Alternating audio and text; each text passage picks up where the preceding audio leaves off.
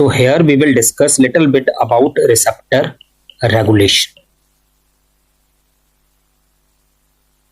Now basic thing to understand, if a receptor is constantly stimulated, constantly we keep on stimulating, the activity of that receptor decreases. And on the other hand, if a receptor is not stimulated for long periods, like we give antagonist for long periods, then its activity increases. Yeah? So receptors will adapt.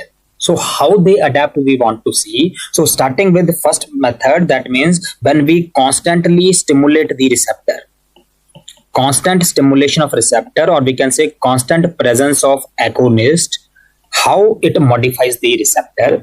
So important thing to remember, when we constantly stimulate the receptor, the three things can happen due to which the activity decreases. The first thing is masking of receptor.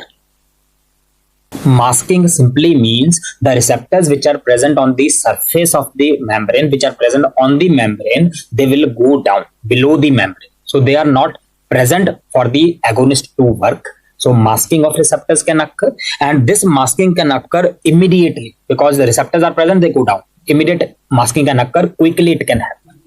Second thing which can happen is down regulation of receptors. Down regulation simply means decrease in number. Number of receptors may decrease. They may decrease by two methods. Either the receptor synthesis stops, more receptors are not synthesized, and second, the receptors which are already present, they may be degraded. So finally the down regulation occurs. It is a relatively slow process. It will take around a week. And the third thing which can happen is it is uncoupling. Uncoupling of signal transduction pathway. To understand this uncoupling, suppose this is a receptor, G protein coupled receptor we assume. So the agonist or the drug bind to this receptor. After binding to this receptor, they will stimulate the G protein. We know G protein consists of three subunits, alpha, beta and gamma, and this G protein is broken, then the action will come.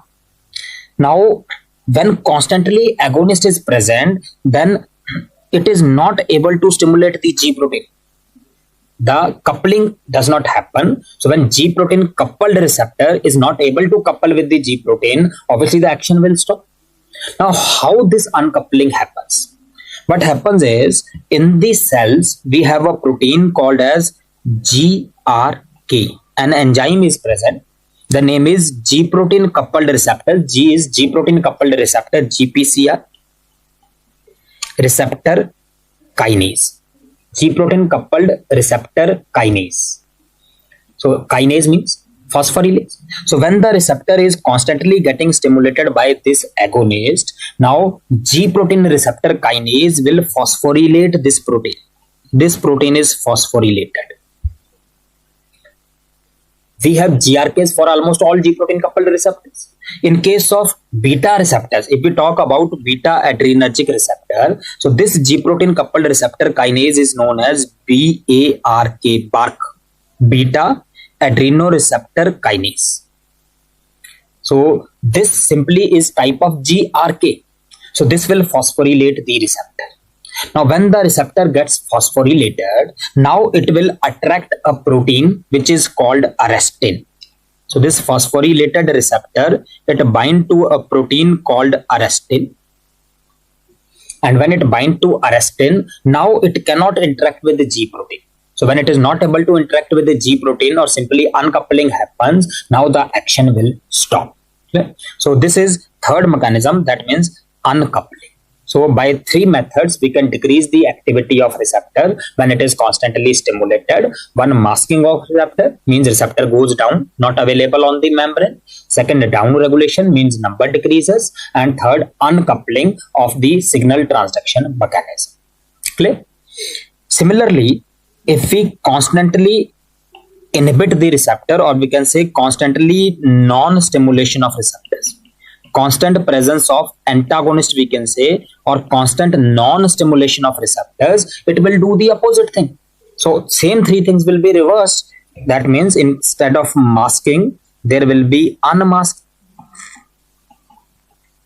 Unmasking means the receptors which are present near about the membrane, below the membrane, sideways, they will come on the membrane. so it can work more. Second, instead of down regulation, we will have upper regulation. More number of receptors are synthesized. Again, upper regulation will require little time. And third, there will be increase in signal transduction.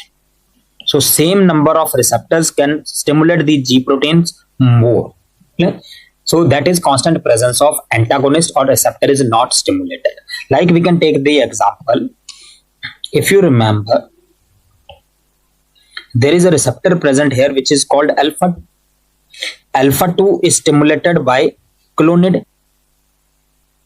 So when we give clonidine, it stimulates alpha 2 receptor and alpha 2 act like a brake. That means noradrenaline release from the vesicle is inhibited. Brake occurs. So when noradrenaline do not come, so these receptors cannot be stimulated. So in the blood vessels, they are alpha 1. In the heart, they are beta 1. So they are not stimulated. So when they are not stimulated for long periods, what happens? Upper regulation occurs. So the number of receptors increase. Number of receptors increase. So due to increase in number of receptors, whenever noradrenaline come, it can act on large number of receptors. Till the time we keep on giving clonidine, noradrenaline do not come. So no problem occurs. But when we suddenly stop clonidine, now noradrenaline comes. And when this noradrenaline comes, now it will find so many receptors. So the action suddenly increases. Like we know clonidine act as a brake to sympathetic system. So it decreases the blood pressure. So clonidine decreases the blood pressure used as antihypertensive drug. But when we suddenly stop clonidine, the BP shoots up, suddenly increases very much, which is called as rebound hypertension. So this rebound hypertension, it occurs because of increase in activity of receptors because of constant non-stimulation of these receptors. So these are adaptive changes. So if constantly agonist is present, then the receptor is not stimulated. When constantly antagonist is present, then stimulation of receptor increases. Clear? So this is important about the receptor regulation.